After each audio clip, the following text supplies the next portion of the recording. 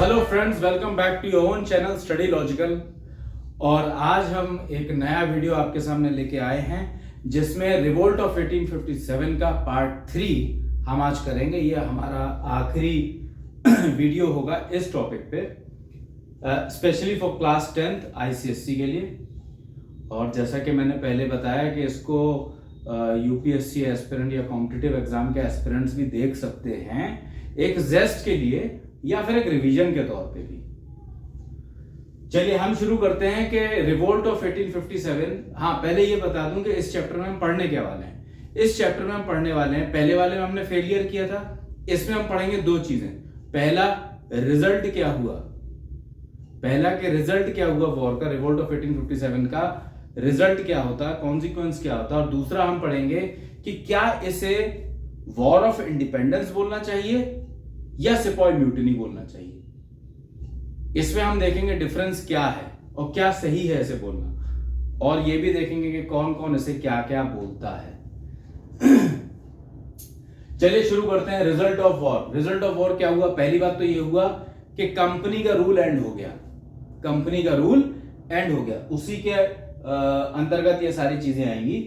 Bye first act of 1858 transfer of government from company to crown. तो क्या हुआ? सबसे पहले तो ये हुआ कि 1858 एक्ट से कंपनी से क्राउन की तरफ आ गई गवर्नमेंट, ठीक है। दूसरा, board of control and board of director, ये जो पद थे ये एबॉलिश हो गए हमेशा के लिए। इसके बदले में क्या आया? थर्ड पॉइंट, इसके बदले में आया secretary of state. Secretary of state को असिस्ट करेंगे 15 मेंबर की इंडियन काउंसिल। मैं रिपीट कर रहा हूं, ध्यान दीजिएगा इस बात को। सेक्रेटरी ऑफ स्टेट को 15 मेंबर्स की इंडियन काउंसिल असिस्ट करेगी, ठीक है।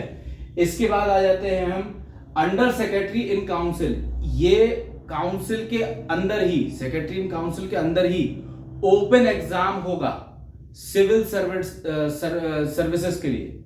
सिविल सर्वेंट चुनने के लिए अंडर सेक्रेटरी इन काउंसिल के ये एग्जाम्स कंडक्ट किए जाएंगे। ये क्या हुआ? रिजल्ट हुआ एंड ऑफ कंपनी के, उससे ये सारी चीजें इन्होंने डिक्लेयर करी। फिर गवर्नर जनरल का दूसरा नाम क्या हो गया? दूसरा टाइटल क्या आ गया? द वाइसरॉय, ठीक है।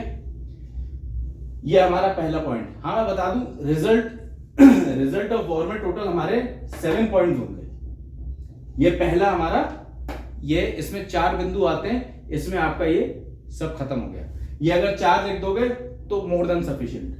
इसके बाद आते हैं strategies toward Indian princes and chiefs. इनका क्या प्लान था, कैसे देखते थे इंडियन प्रिंसेस और चीफ के लिए, इन्होंने क्या किया जब ये वॉर एंड हुआ। तो रिजल्ट में in proclamation of 1858 Queen Victoria declared that, 3 चीजें डिक्लेयर करनी थी। ऑल ट्रीटीज बिटवीन प्रिंसेस या चीफ एंड ब्रिटिशर्स, ब्रिटिशर्स यानी क्या? Company, would be recognised. जो भी पहले इनकी संधियां हुई थी, ट्रीटीज हुई थी, किसकी?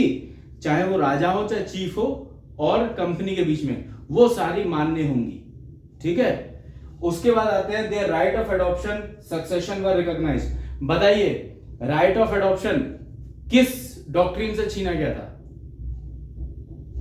Yes, doctrine of lapse. किसने करी थी? लॉर्ड डलहौजी, ठीक है। तो ये राइट ऑफ एडॉप्शन और सक्सेशन इनको वापस दे दिए गए, देवर ये भी रिकॉग्नाइज कर लिए गए। British government would not annex Indian states, ठीक है। ये 3 पॉइंट हुआ है। ब्रिटिश गवर्नमेंट किसी भी इंडियन स्टेट को अब नहीं हथियाएगी। बट मेन चीज, ये वाली चीज, इसमें उन्होंने क्या बोल दिया? भाई, आपने किसी के हथियार ले लिए, आपने उसको लड़ने लायक नहीं छोड़ा, और आपके पास बदले में क्या है? अत्याधुनिक एडवांस मशीनरी, वेपन्स। तो फिर वो लड़ेगा कैसे? इन्होंने क्या कहा? But they could now keep limited number of troops. अब वो चेक रखने लगे मिलिट्री पावर पे, अब वो ज्यादा ट्रूप अपने नहीं बढ़ा सकते थे। एज न्यू, अच्छा एक चीज और मैं बताऊं, ये बताने से पहले ये 2 चीज हम कवर कर लेते हैं। नाना साहब जो, अगर आप देखो, लड़ते लड़ते उनको कहां जाना पड़ा? नेपाल की तरफ जाना पड़ा था। ही फ्लेड टू नेपाल, लेकिन फिर वो कभी वापस नहीं आए।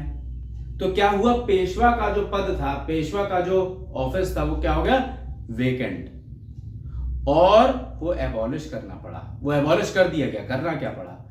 ऐसे ही बहादुर शाह जी का जो इन्होंने डिपोर्ट किया था, डिपोर्ट हुआ था इनका रंगून में, म्यांमार में, वो वहां पे डेथ कर गए। उसके बाद मुगल डायनेस्टी एंड हो गई। तो क्या हो गया, स्ट्रेटेजी बहुत दिमाग से खेले थे। चलिए पढ़ते हैं। As Nana Sahib took active part in war but had to fled to Nepal and never to return back, the office of Peshwa was abolished. On the other hand, Bahadur Shah, who was deported to Rangoon, died there. Mughal dynasty also ended here. ठीक है, ये हमारे 2 point cover हो गए। हमने and of company rule पढ़ लिया और राजाओं के प्रति इनकी क्या स्ट्रेटेजी थी वो पढ़ लिया। अब ये देखते हैं कि इन्होंने आर्मी में अपनी क्या फेरबदल की, अपनी आर्मी में क्या फेरबदल की। पहली बात तो ये टिकटॉक नहीं, पहली बात तो ये all important positions were reserve for Britishers. All जितनी भी मेन इंपॉर्टेंट पोजीशंस थी वो सब सिर्फ ब्रिटिशरों के लिए ही रिजर्व होगी। यहां तक कि जो अच्छी आर्टिलरीज थी, जो अच्छी तोप, अच्छी मशीन्स थी, वेपन्स थे, वो भी ब्रिटिशर्स के लिए रिजर्व कर दिए गए। ये पॉइंट नंबर 3 है। ठीक है, फिर पॉइंट नंबर 2 पे हम आते हैं, proportion of British and Indians. इसमें क्या बदलाव किया, इंडियंस के अनुपात में ब्रिटिशर्स ज्यादा कर दिए, उनका नंबर बढ़ा दिया। अब ब्रिटिशर्स ज्यादा थे, इंडियंस कम थे। 4th point, in order to break the spirit of nationalism, इन्होंने क्या किया, हमारे यहां ना जात पात बहुत मानते थे, अभी भी कुछ है दुर्भाग्यपूर्ण। तो जात पात मानने की वजह से कहते थे ऊंच जात नीच जात ये बीमारी थी, तो इनको जबरदस्ती एक करके मिक्सअप करके रखा जाता था। ना कभी ये मेल होगा इनका, ना इनके अंदर यूनिटी आएगी, ना कभी स्पिरिट ऑफ नेशनलिज्म जागेगी। चलिए 3 पॉइंट हो गए, फिर से रिवाइज करा देता हूं। एंड ऑफ कंपनी रूल हो गया, स्ट्रेटेजी हो गई प्रिंस ऑफ चीफ्स के बीच में, आर्मी रीऑर्गेनाइजेशन उन्होंने क्या किया ये हमने पढ़ लिया। अब हम पढ़ते हैं promise made to the people of India. पहली बात, इन्होंने कोई भी जो प्रॉमिस किया था वो निभाने के लिए नहीं किया था। The solemn promises were not intended to be kept. First, official pardon for कुछ नहीं, सबको ऑफिशियली पार्डन कर दिया गया सिवाय उनके जिन्होंने किसी भी अंग्रेज का मर्डर किया था, उनको नहीं माफ किया गया, उनको सजा दी गई। Queen Victoria promise not to interfere between your religious belief. इसके बारे में थोड़ा हम बात करेंगे, बहुत इंपॉर्टेंट पॉइंट है ये वाला पॉइंट, अभी हम बात करेंगे। ठीक है, फिर was promise equality to all her subjects. उन्होंने ये कहा कि चाहे अब इंडियंस हो चाहे ब्रिटिशर्स हो, किसी को भी अब भेदभाव करके नहीं देखा जाएगा।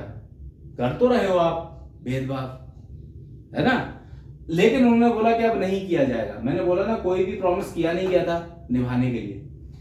वॉज प्रॉमिस इक्वलिटी हो गया। It was declared that the basis of all appointment, जितने भी अपॉइंटमेंट के बेसिस होंगे, अब वो किस ग्राउंड पे होंगे, एबिलिटी और एजुकेशन, उनकी कुव्वत क्या है ये देख करके होंगे, ऐसा बोला गया। ठीक है, फिर it was promise that the overall welfare of India will be the motive of British government, ऐसा बोला गया। चलो ये सब तो आसान था, ये भी आसान है, लेकिन इसके बारे में जरा डिस्कस कर लेते हैं। रिपीट करता हूं, Queen Victoria promised not to interfere with the religious beliefs of Indians. अब ये देखो कि नॉन इंटरवेंशन की जो पॉलिसी थी कि हम आपके धार्मिक भावनाओं को, रिलीजियस बिलीफ्स में हम इंटरफेयर नहीं करेंगे, कहीं ना कहीं हमारे यहां जो कुप्रथाएं चल रही थी उनमें इंटरफेयर ना करना, उनमें इंटरफेयर नहीं करना, ये हमारे लिए ड्रॉबैक हुआ। जैसे कि याद करिए 1829 लॉर्ड बेंटिंग के द्वारा रेगुलेशन लाया गया था, डिक्लेयर किया गया था, कौन सी प्रथा को इलीगल, सती प्रथा को इलीगल, सती प्रथा को इलीगल किया गया था। इस पॉइंट से क्या हुआ, वो दोबारा शुरू हो गई। अब क्या होगा, जो रेडिकल जो हैं, जो कंजर्वेटिव एलिमेंट्स हैं, वो फिर हावी होने लगेंगे। यही नहीं, ऐसे बहुत से एग्जाम्पल है। एक और मुख्य एग्जाम्पल मैं देता हूं, 1856 में हिंदू विडो रीमैरिज एक्ट, ये जो किया गया था ये भी बहुत अच्छा था भाई। अगर किसी का आदमी डेथ कर गया और वो अगर दूसरी शादी करना चाहती है तो क्या दिक्कत है? तो इसमें क्या हुआ, तो ये जो चीजें थी, ये जो हटी, ये हमारे लिए ड्रॉबैक हो गया। एक बार पढ़ लेते हैं। It is to see that policy of non intervention had its drawback too. For example, in 1829 Lord William Bentinck issued a regulation declaring sati illegal. Hindu Widow Remarriage Act of 1856 were some good steps, but after proclamation conservative elements gained ground and thus country's progress suffered. Country की जो progress थी उसको सफर करना पड़ा, वो इंपीड हुई। फिर देखते हैं divide and rule policy. Once more revision, end of company rule, first point इसके रिजल्ट। दूसरा, strategy towards Indian princes and chief, army reorganisation, promise made to the people of India, ये सब हमने पढ़ लिया। अब divide and rule policy. Divide and rule policy इनका main हथियार था और काफी समय तक रहा। उसके बाद ये ब्रॉडली दो तरीकों से इन्होंने किया था। पहला जो इन्होंने किया, इन्होंने देखा कि राजाओं को अपनी प्रजा से दूर कर दो, पहली चीज। दूसरा, हिंदू और मुसलमान को लड़ा दो, इनके बीच में खाई पैदा कर दो। ठीक है, आज तक हो रहा है। Britishers played divide and rule policy broadly on two fronts.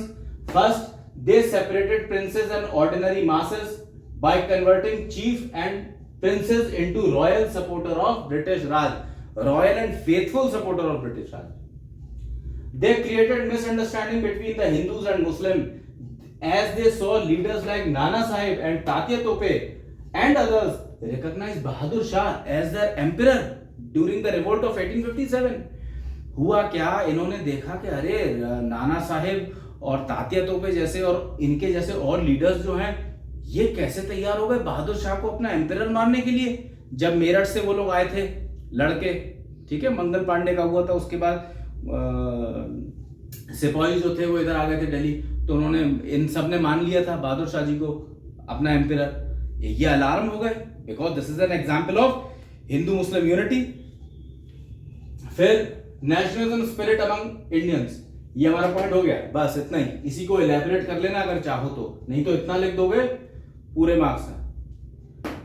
Nationalism spirit among Indians, the war inspired Indians. अच्छा, अब इसका रिजल्ट ये भी हुआ, इस वॉर का रिजल्ट कहीं ना कहीं ये भी हुआ कि इस वॉर को एक नेशनलिज्म स्पिरिट का सिंबल की तरह देखने लगे कि खूब लड़ी मर्दानी, वो तो झांसी वाली रानी थी। देखो, ये हमारे देशभक्त थे जो कि भारत की आजादी के लिए लड़े थे फर्स्ट वॉर ऑफ इंडिपेंडेंस में। तो ये भी एक इसका रिजल्ट रहा।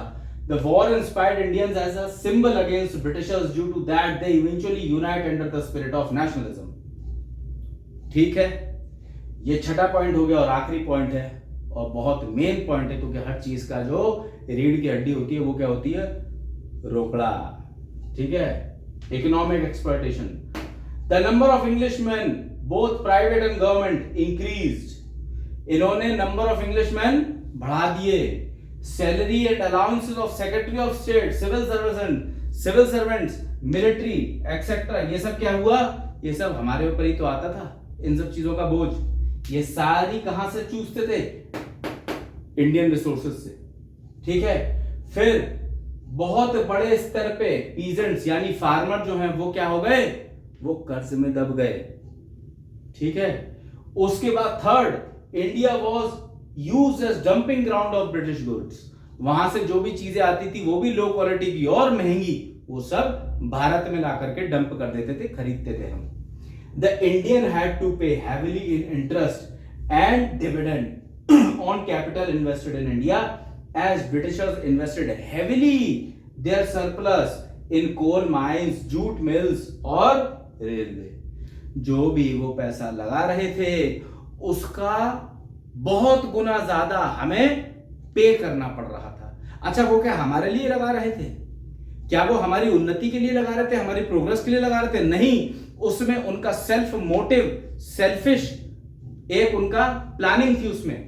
वो अपने लिए कर रहे थे काम, ना कि इंडिया की प्रोग्रेस के लिए, इंडिया के फ्लरिशमेंट के लिए। बस ये 7 पॉइंट आपको आ गए, यानी कि आपका रिजल्ट के सारी चीजें आपने कवर कर ली बहुत मोटे तौर पे। इसके बाद हम आते हैं इस टॉपिक पे जो कि बहुत मेन है इस लेसन का, और ये है कि क्या इस वॉर को हम वॉर ऑफ इंडिपेंडेंस के तौर पे देखा जाए, क्योंकि हम बोलते हैं इसे फर्स्ट वॉर ऑफ इंडिपेंडेंस, या सिर्फ ये एक सिपाहियों की सिपाही म्यूटिनी थी।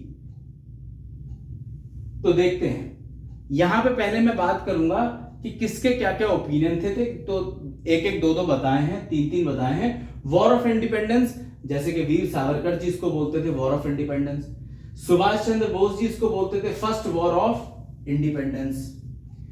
सिपाही म्यूटिनी कौन कौन बोलते थे? सर जॉन लॉरेंस, ये हेनरी लॉरेंस नहीं है, ये लखनऊ वाले हेनरी लॉरेंस नहीं है। मार्शमैन, आरसी मजूमदार, ये सब सिपाही म्यूटिनी बोलते थे। They said it was localised and unorganised in nature. वो उनका एक दिखाना इस तरफ था कि भाई देखो, ना तो ये अनऑर्गेनाइज्ड है, ये रिस्ट्रिक्टेड रहा छोटे छोटे एरियाज में, तो तुम ये नहीं कहोगे ये नेशनलिज्म की स्पिरिट है। लेकिन but in real it was not just a sipahi mutiny, ये सिर्फ एक सिपाही म्यूटिनी नहीं थी, ये सिर्फ एक सिपाही म्यूटिनी नहीं थी। At first it may appear, ऐसा लग सकता है पहली देखने में, so but later it soon change and become a national uprising. बाद में जैसे जैसे बढ़ता जा रहा था, ये एक नेशनल रिवोल्ट का रूप ले रहा था। Where some states like Bihar and eastern UP, कुछ स्टेट जैसे कि बिहार और ईस्टर्न यूपी तो बहुत ही ज्यादा एक्टिवली पार्टिसिपेट कर रहे थे, और इवेंचुअली मिलियंस ऑफ पीपल इसमें भाग ले रहे थे। तो इसको सिर्फ ये कह देना कि सिपाही म्यूटिनी भर थी, ये कुछ सिपाहियों ने कुछ विद्रोह किया था, बस यही था, ये बिल्कुल गलत होगा। भाई एक बात बताओ, एक ही बीमारी है, वो जगह जगह हो गई है तो बीमारी एक ही ना। वो हमारी गलती थी जिसकी वजह से हमने हार झेली कि हम इकट्ठे होके नहीं लड़े, ढंग से नहीं लड़े। ढंग से ना लड़ना बात अलग है, लेकिन जैसे जैसे ये फैल रहा था, अगर हमारी वो गलतियां नहीं होती तो ये वॉर हम जीत भी सकते थे। तो यहां पे ये क्या दर्शाता है कि it is not correct to say that it was a sipahi mutiny, rather it should be addressed as war of independence. तो बच्चों, यहां पे हमारा रिवोल्ट ऑफ 1857 का पूरा चैप्टर हम खत्म करते हैं, और मैं आशा करता हूं कि आप अगर इस वीडियो को 2 बार पढ़ लेंगे, अगर आपने 2 बार देख लिया, तो आपका ये टॉपिक आपकी इसमें पकड़ बन जाएगी। तो अगर आपको ये पसंद आया हो वीडियो, तो फ्रेंड्स आप लाइक करें, सब्सक्राइब करें, शेयर करें, एंड डू रिमेंबर आप कमेंट करें, क्योंकि मैं आपके एक एक कमेंट का जवाब दूंगा। तब तक के लिए good luck, signing off your